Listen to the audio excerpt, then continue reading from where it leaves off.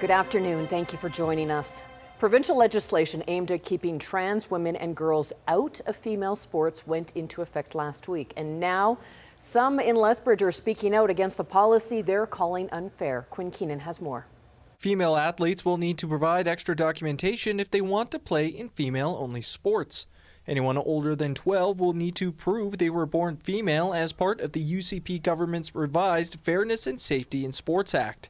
The policy has attracted a number of opponents, even prompting one University of Lethbridge professor to resign from the Board of Governors. While you can speak against things on the board after the meeting is done, you're required to support any decision that's rendered, and I simply could not stand and support this decision. I feel it is wrong. U of L geography professor Craig Coburn says he's taking a stand to protect the fundamental human rights of students.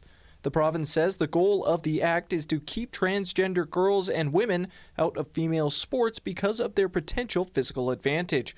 Minister of Sport and Tourism Andrew Boyd-Checo said, when Albertans participate in sports they love, they should be able to do so on a level playing field. No athlete should have an unfair advantage, and no athlete should have to put themselves at risk of harm to participate. Coburn says he can't support that mandate, calling it discriminatory. He's also encouraging other faculty members to stand with the students. I think it is against females in general, and it targets trans females specifically. To my mind, this would be against the Alberta Human Rights Act. The U of L has implemented a policy in line with provincial guidelines on an interim basis until October 10th.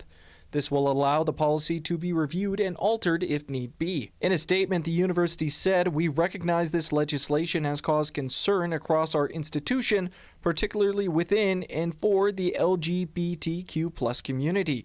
These are valued members of our university, and we are working hard to ensure the University of Lethbridge remains a welcoming and inclusive place for all." There are also concerns over how this policy will affect non-transgender female athletes.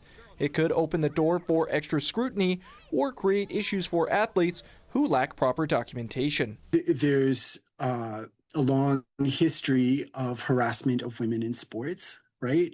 And of devaluing women in sports. And I think there's something to be said about even the division of sports into men's and women's leagues. The Fairness and Safety in Sports Act, as well as two similar pieces of legislation, are facing a lawsuit from groups arguing they discriminate against trans youth. Quinn Keenan, CTV News, Lethbridge.